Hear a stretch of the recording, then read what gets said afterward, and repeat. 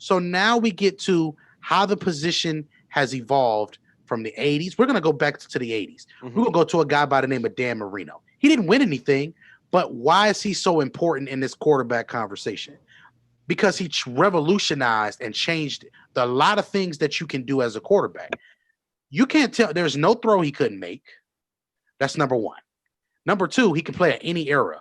In this era, he would be good. In that era, he was good. He'd be good before him. That's the true understanding of a transcendent talent. Yes. Marino didn't have all of these great weapons and things that everybody else had and everything else. So as we go here to Exhibit A, Mr. Marino himself, we will highlight some things that Mr. Marino did very well. Oh, Jerm, you ain't got to do this to them. I don't know if they're ready for all this. Look. Ooh. Damn. Wait. Don't worry. We Oh my God! So now, trouble with that joint. You know, I want you to see ball placement. Ball placement, right? You see that's right between the numbers. That's a quick route. You got a man trailing on the back end of you. Your receiver wins here. You got the quarterback putting it where it needs to be. I mean, these are things that you see. Look at the wow. Stepping into the throws. All of these different things. The pump fake. The nice high that ball release. is on a just what else can you what do you ask for from guys like this? And as y'all see, I'm in my film mode because I can stop it. Putting the ball in the spot where his receiver can have a chance to make a play. There's a difference between accuracy. Mo, we talk about this every week. Yep. Accuracy and ball placement. Yep. The most accurate quarterbacks understand ball placement. The quarterbacks who don't understand accuracy, those are the ones who have the worst ball placement. Ball placement is about finding the spot for where the ball should be so the receiver can A, run after the catch, B, protect himself, or C, if you can't get it to the receiver, it's only the receiver making a spectacular catch or there will be no catch. Mm-hmm. And see, that's just like what Big Shot prefaced earlier about, passing to an open guy or passing the guy open, rather, putting him in that spot to where all he got to do is just turn to get to his spot or turn to score. Mm-hmm.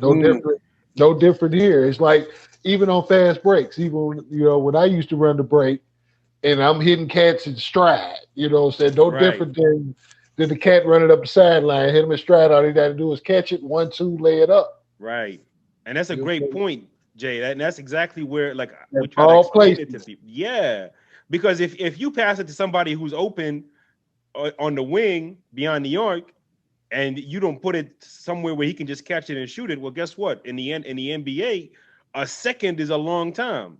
Yeah, Half a second is a long time. In the NFL, a quarter of a second is a long time. So, and for my analytics people, Rondo is a good example of this because last year when he played on the Lakers, they said 62% of Rondo's passes led to assist. Led to assist. Wow, 62%. 62% of his passes led to last days. This was all playoffs. That is remarkable. I'm telling you, living in the last days of seeing that kind of point guard play. I'm telling you, especially with being Les, because me and Les grew up in that point guard era. Where it was like it was pass first more or less, and so we thought in that way. We thought in that pass first format, but then we also knew how to score and make teams pay when needed, just based off of what we read. Get that? Yep. So, and listen. Not only is that an excellent point, Les, I'm going to let you get right back in after this, but I want you to understand this. A quarterback has to understand a cornerback's leverage. And why is this important? Because this tells you where you can throw the ball to place it to begin with. So right here, we see Dan right here. Fantastic Dan. We're going to call him Fantastic Dan for the rest of this clip right here. Mr. Fantastic Dan, you fantastic man. You see the leverage? The corner is already bailing here in this situation because he has lost at the line of scrimmage. So where would Dan be better off putting this ball? If you put the ball on the back shoulder here, why put it on the back shoulder? Because that is where the receiver has the chance to make the adjustment where even if he doesn't catch the ball, the DB is in a trail situation. So he has to do what? Adjust to the player and then find the ball. When you see the back of a helmet, Mo, what do you do when you see the back of a helmet, Mr. You Schefter? better throw that ball. Okay, thank Mr. Schefter. What do we see right here? Exhibit A, the back of the goddamn helmet. Let's get it. You see, nice high point. There was nothing 26 could do in this situation. When he lost, Marino's job, his one job was to figure out who lost. That's the quarterback's job. Right. Figure out who lost. Figure out who's not playing correctly. So when you watch some of these other guys that we're going to show, a guy like Tom Brady will look at a guy's feet before a snap and say his leverage is wrong. That's who I'm throwing against. Standard of model day NFL quarterbacking, Mr. 12, Mr. I've been to more Super Bowls than everybody. We just going to go on and lay it on thick like mayonnaise and just going to call it a day. Yes, I said like mayonnaise. Don't worry about it. Think about it. Now, this is important stuff right here. This is old stuff. This is old. This is an old situation. I remember this game. I actually remember this game. This is senior year, huh? Uh-huh. Now, this is the same Tom Brady here. You know how they got Steel Brady. Now, these are things that we don't look at and look at as quarterback, as people who evaluate quarterbacks. We don't look at something like this and say, oh, that throw means something. Oh, that throw is this. Oh, that throw is that. And all these other things, or whatever the case is. So now we get to the stage now where we see all of these negative things that we have against them. There is nothing. The athleticism. Look at the athleticism. There is nothing special about this. Do you realize, hey, I cannot even script this. I didn't even plan for all this to happen. There is nothing special about this player. There is nothing special about this dude. All right. There is nothing special physically at all about this guy. Mo Lewis. Shout out to Mo Lewis. There it is. There we go. The tackle that changed the franchise history. Shout out to Change football. Thank you. I said that. Hey, I said that earlier in the pre-show before you hopped on. I literally said one play, one injury can change the outlook of a franchise, of a sport, everything. And that right there is that. All right, now I didn't ask for the commercials. I'm going red next week. I can't take this. I know what you're going to show. You about to show the go route fade to Gronk in the Super Bowl. Yup. I want everybody to be able to understand what's going on right here. That's identifying a matchup. Let's start at the beginning again. Let's start here. I got my clicker right here. What is this Seattle defense known for? Zone. The cover 3. Yep. Which is a zone. And the primary, and Mr. Schefter, for the people out there who don't know what the cover 3 is supposed to design to help or to aid for the defense, would you please explain the cover 3 to the people? Cover 3 is simply this. You want to keep everything in front of you, and you want to make sure that nothing can go vertical. You're going to be in a 3-man shell, meaning that your outside corner on both sides, your 2 outside corners, and you're going to have one single high safety in the middle of the field, and you're going to have 5 defenders underneath. So essentially, you want to keep everything in front of you. You want to flood the field, and you want nothing to go vertically. But this ain't that. We get man coverage here. Yup. You got one-on-one. Quick question. Did Tom Brady look at the inside foot in the position and already be able to read it from that corner? Of KJ Wright? The guy. Yeah, because I know you. Yeah, because usually in cover 3, your butt's to the sideline, right? Yes. If you see numbers, the number one rule of zone, ladies and gentlemen, if I see your jersey number and from the back, pause, that means it's a zone. If you're watching the game, not if you're the quarterback. If you're watching the game. Yes, if you're watching the game. So if I see him open with his hips like that, I know it's man coverage, baby. But let me tell you what else I see here. I see an imbalance. You see how see how this foot right here is not planted stably here on the ground? You don't have any leverage, son. All your weight is here. So all I got to do is all he's trying to do is stop him from getting here. Right. So you've already predetermined where I'm going with my route. Well, here's the thing. Or tried to. Gronk got an option on this. Correct. But if you listen to the all the post-game interviews, everybody said it. Soon as they saw how KJ lined up, everybody knew what was going to happen. And then this is what we get.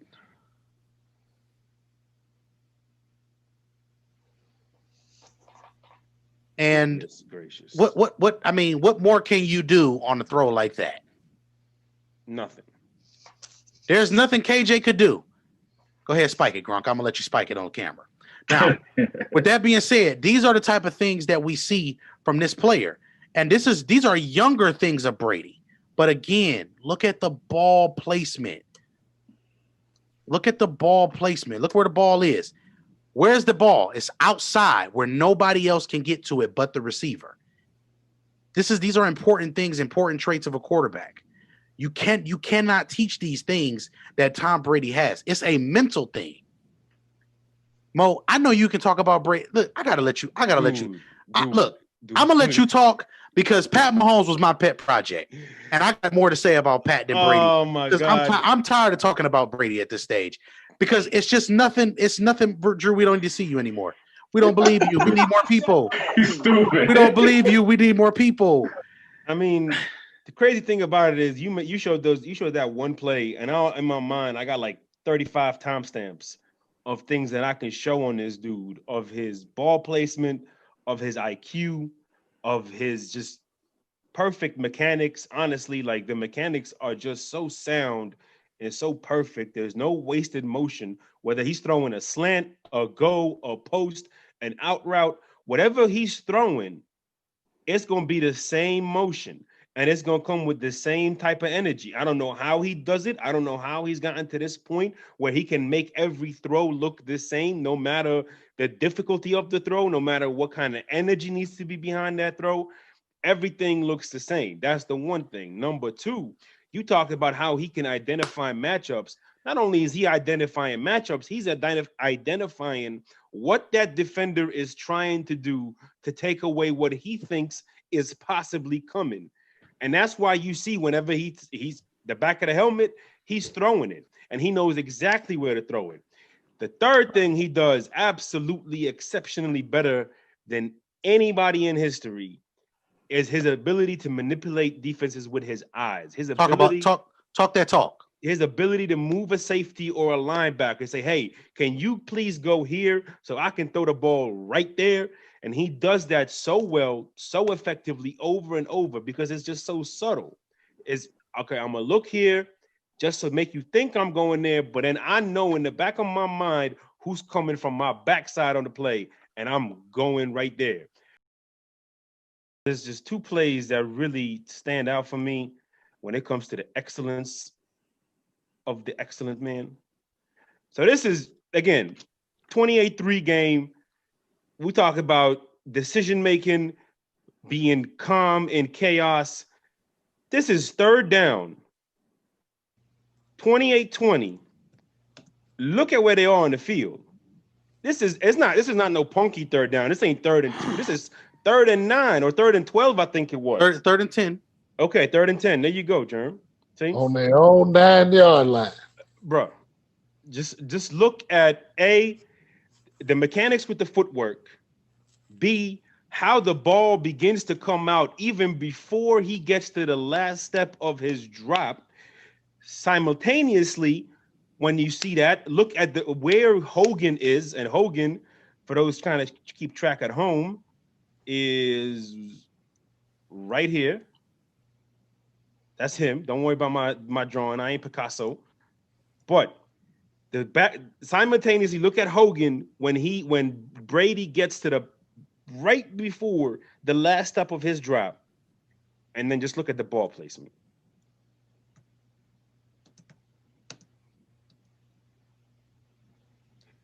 See where Hogan is right there? He's starting to break. Mm-hmm.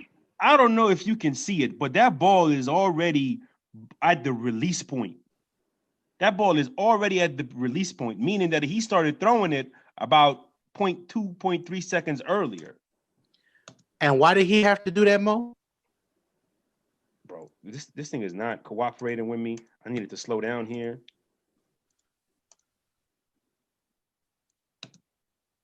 Now, ball placement.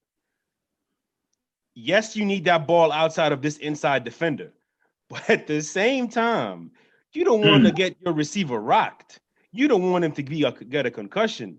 So what do? Or you don't want to get a pick six. Or you don't want to get a pick six. So you tell this ball, hey, when you get to the outside part, just stop and drop and let him roll. And that's exactly what ends up happening. Protects his receiver, takes away every angle the cornerback had. First down. Okay, so Danny Amendola is in the slot. See that tight end going into motion? The player directly next to him is Danny Amendola. What needs to be kept an eye on here is this guy who is Miles Jack, who was playing sensational ball at the time. There's a snap, there's a play action, which initially gets him to pause. And then you're going to see it more from the red zone angle. But he ends up holding these two linebackers right there just enough to get that ball over to Amendola in the back of the end zone. When you see it from the red zone angle. I see him in the back. Look at where he's not throwing this ball here. But look at his eyes and look at how they react. Telvin Smith and Barry Church, look at how they react. And in the very end, he knows exactly where he wants to go the entire time. Boom. And that's about the only place he could have put it. And that was about the only time he could have thrown it. You talk about calm in the chaos, patience, ability to manipulate defenses. I mean, you name it. Everything is for the displayed. win too, huh? That was for the win. Yup, that was eventually for the win. It's okay because we got one more quarterback for him. Now, why this is big, shouts out to my guy Trav in the building. You know, my guy, Mr. Dancing Burr himself. He in the house. But with everything that's going on in the world, we got 12, right? That's what we got.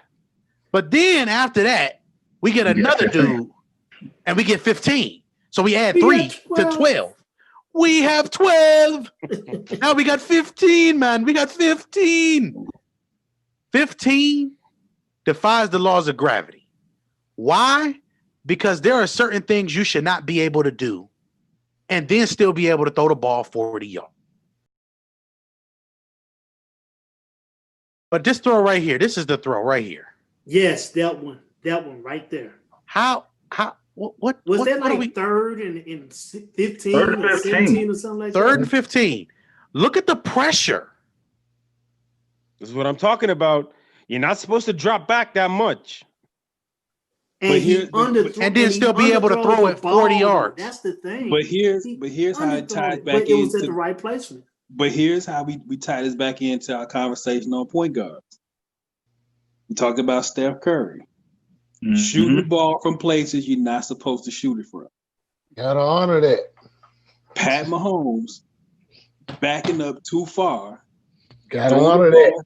Throw the ball from a place you're not supposed to throw it from. Patrick Mahomes have Super Tecmo Bowl philosophy.